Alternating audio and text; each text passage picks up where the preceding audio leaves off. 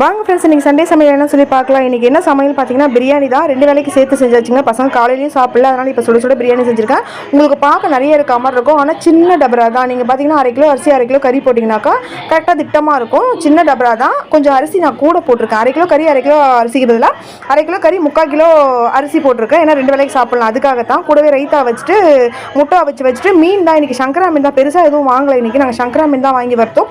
ஏன்னா அதுதான் கொஞ்சம் ஃப்ரெஷ்ஷாக இருந்த மாதிரி இருந்தது, அதனால் அதை வறுத்தாச்சு. நான் ஏன் பிரியாணி கொஞ்சம் கம்மியாக செஞ்சேன் அப்படின்னாக்கா, ஒயிட் ரைஸ் கேட்டிருக்காங்க, ரசம் கேட்டிருக்காங்க, அதனால் ரசம் வச்சுருக்கேன், ஒயிட் ரைஸ் வடிச்சாச்சு. ரொம்ப சிம்பிள் லஞ்சு, சூப்பர் லஞ்சு தான். நைட்டுக்கும் இதோட விட்டுற வேண்டி தான். கொஞ்சம் வேலைகள் இருக்குது வீட்டில் எனக்கு, அதெல்லாம் இதெல்லாம் மட்டும் செஞ்சுருக்கேன். இந்த லஞ்ச் உங்களுக்கு பிடிச்சிருந்தா மறக்காமல் லைக் பண்ணுங்கள், ஷேர் பண்ணுங்கள், சப்போர்ட் பண்ணுங்கள்.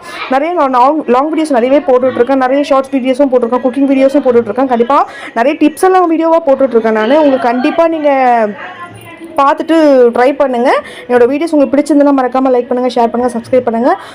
கண்டிப்பாக சப்போர்ட் பண்ணுறீங்க. சப்போர்ட் பண்ணுற எல்லாருக்கும் ரொம்ப நன்றி. Thank you so much.